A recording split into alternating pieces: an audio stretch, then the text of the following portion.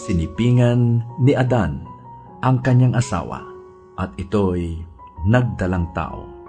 Nang isilang ang kanyang panganay na lalaki, ay sinabi ni Eva, "Nagkaroon ako ng anak na lalaki sa tulong ni Yahweh." Kaya Cain ang ipinangalan niya rito. Sinundan si Cain ng isa pang anak na lalaki at Abel naman ang ipinangalan dito. Naging pastol ito at si Cain naman ay naging magsasaka. Dumating ang panahon na si Cain ay naghandog kay Yahweh ng aning niya sa bukid. Kinuha naman ni Abel ang isa sa mga panganay ng kanyang kawan. Pinatay niya ito at inihandog ang pinakamainam na bahagi. Si Yahweh ay nasiyahan kay Abel at sa kanyang handog. Ngunit hindi niya kinalugdan si Cain at ang handog nito. Dahil dito, hindi mailarawan ang mukha ni Cain sa tindi ng galit. Kaya't sinabi ni Yahweh, "Anong ikinagagalit mo, Cain? Bakit ganyan ang mukha mo? Kung mabuti ang ginawa mo, dapat kang magsaya. Kung masama naman, ang kasalanay tulad ng mabangis na hayop na laging nag-aabang upang lapain ka. Nais nitong pagharian ka, kaya't kailangang mapaglabanan mo ito." Isang araw, niyaya ni Cain ang kanyang kapatid. "Abel, pumunta tayo sa bukid." Sumama naman ito. Ngunit pagdating nila sa bukid, ay pinatay ni Cain si Abel. Tinanong ni Yahweh si Cain, "Nasaan ang kapatid mong si Abel?" Sumagot siya, "Hindi ko alam." "Bakit? Ako ba'y tagapag-alaga ng aking kapatid?" At sinabi ni Yahweh, "Cain, ano itong ginawa mo? Sumisigaw sa akin mula sa lupa ang dugo ng iyong kapatid at humihingi ng katarungan.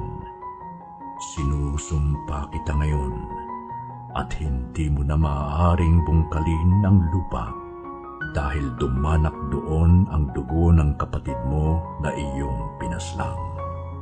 Bungkalin mo man ang lupa upang tamnan, hindi ka mag-aani. Wala kang matitirhan at magiging lagalag ka sa daigdig." "Napakabigat namang parusa ito," sabi ni Cain kay Yahweh. "Ngayong pinapalayas mo ko sa lupaing ito upang malayo sa iyong paningin at maglagalag sa daigdig. Papatayin ako ng sino mang makakakita sa akin." "Hindi," sagot ni Yahweh. "Paparusahan ng 7 ibayo ang sinumang papatay sa iyo."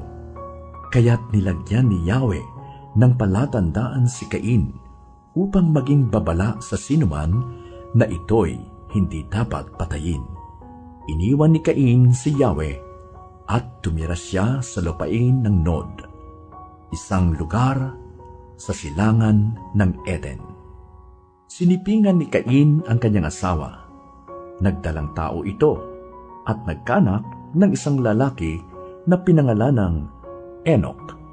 Pagkatapos, nagtayo si Cain ng isang lungsod at ito'y tinawag na Enoch bilang alaala sa kanyang anak. Si Enoch ang ama ni Irad na ama ni Mehujael. Anak naman nito si Metusael na ama ni Lamech. Nag-asawa si Lamech ng 2, sina Ada at Zillah. Naging anak ni Ada si Jabal, ang ninuno ng mga nagpapastol ng mga baka at ng mga tumitira sa tolda. Kapatid nito si Jubal na siya namang ninuno ng mga manunugtog ng alpa at plauta. Naging anak naman ni Zillah si Tubal-Cain na ninuno ng lahat ng panday ng mga kagamitang tanso at bakal. Si Tubal-Cain ay may kapatid na babae, si Naama. Sinabi ni Lamech sa 2 niyang asawa, "Dinggin ninyo itong aking sasabihin. Ada at Zilya, mga asawa kong giliw, may pinatay akong isang kabataan sapagkat ako'y kanyang sinugatan. Kung saktan si Cain, ang parusang gawad sa gagawa nito'y 7 patong agad. Ngunit kapag ako ang siyang sinaktan, 77 patong ang kaparusahan.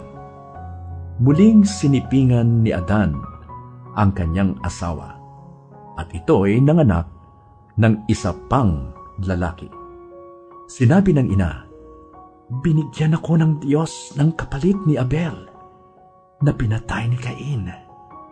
At ito'y tinawag niyang Set. Si Set ang ama ni Enos. Noon nagsimulang tumawag sa pangalan ni Yahweh ang mga tao sa kanilang pagsamba.